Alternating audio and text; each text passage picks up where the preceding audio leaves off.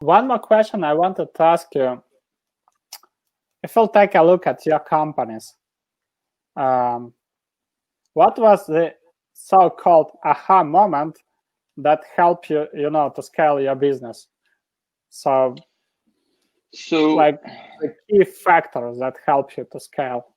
Absolutely. I think that for me personally, I'm a glutton for punishment. So if I somehow it's been ingrained in me that you're always going to have to work, and you're going to have to just grind it out to make it happen, and nobody's going to give you anything, yada yada yada.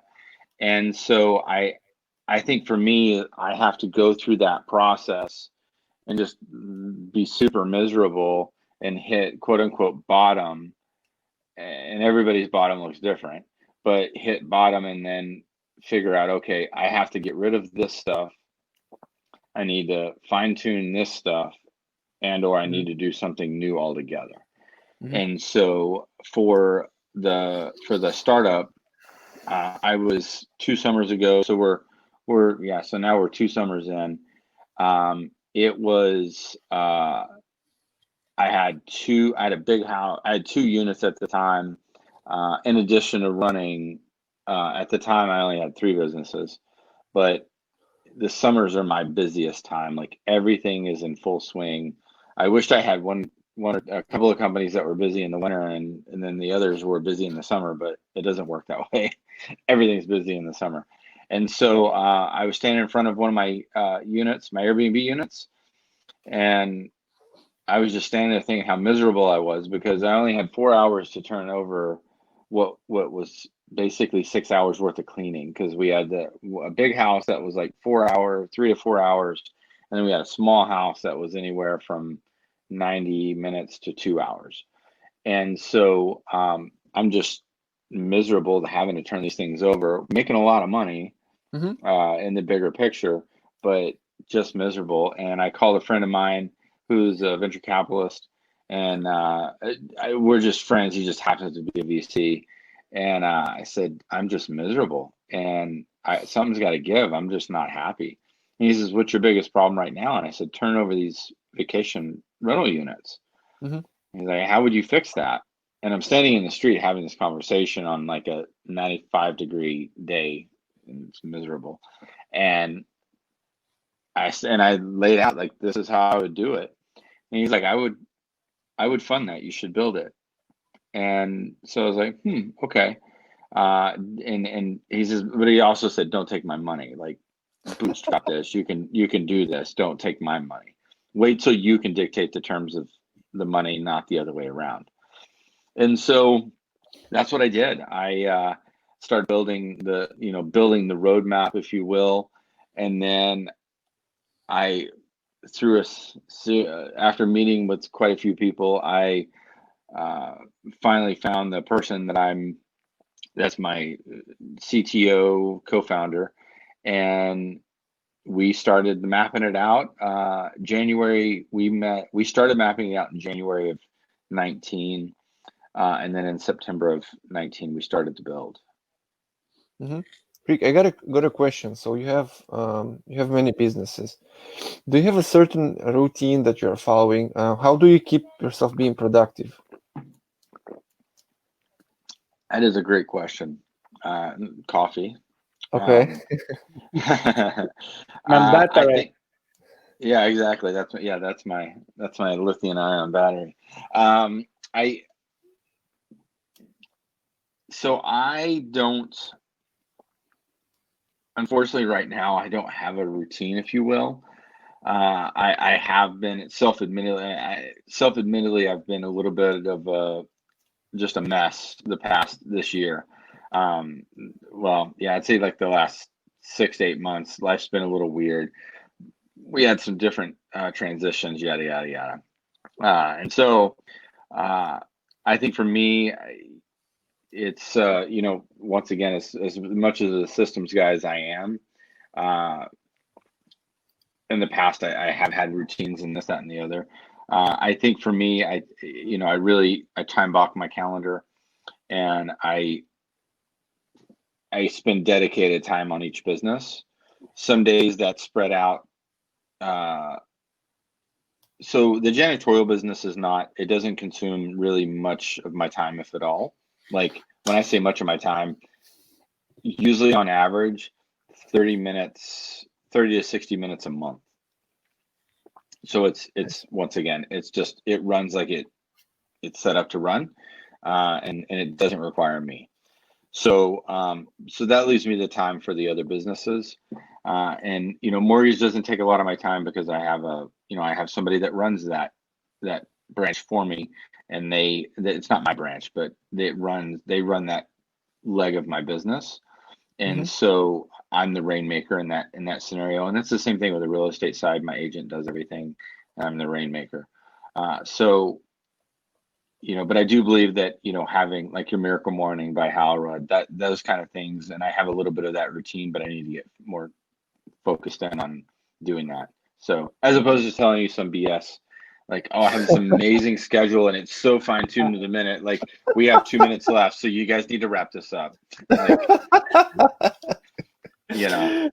So you are just I'm only a normal human being.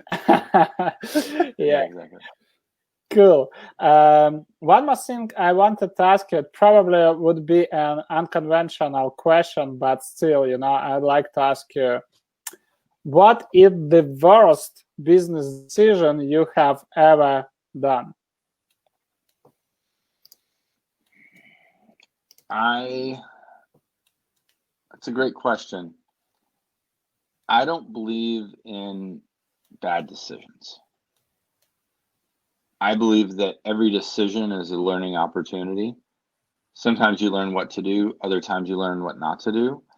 And I have, trust me, there's a ton of decisions I've made that I thought, I could have done better there. Like, that was like the worst decision I could have made. But once again, so in 2008, I lost everything. I was over leveraged in the wrong sector. And I lost everything. And a series of events happened. I ended up moving across country relatively unexpectedly. And, I landed in a small town that had, at the time we had less than 80,000 people in the whole county. And so it wasn't a huge market. And I just figured it out. So I think that we go through these hard times, if you will, and it helps us better prepare for the good times. So you can look at everything. You can look at life as happening to you, or you can look at life as happening for you. I totally agree with you. Question about your team. Do you have any marketing manager that helps you with marketing, with generating new leads, with actually building your lead generation and sales engine? Currently, no, I don't have anybody in that role. But how do you approach your customers? How do you grow your customer database? Just via referrals, or like what sort of marketing activities do you do to grow your business? So in the real estate world, I've been a licensed realtor for the better part of 18, going on 19 years. So I've been around that block, if you will. So a majority of the leads that come in are from all over the country, just because I have a reputation and a voice in the real estate community.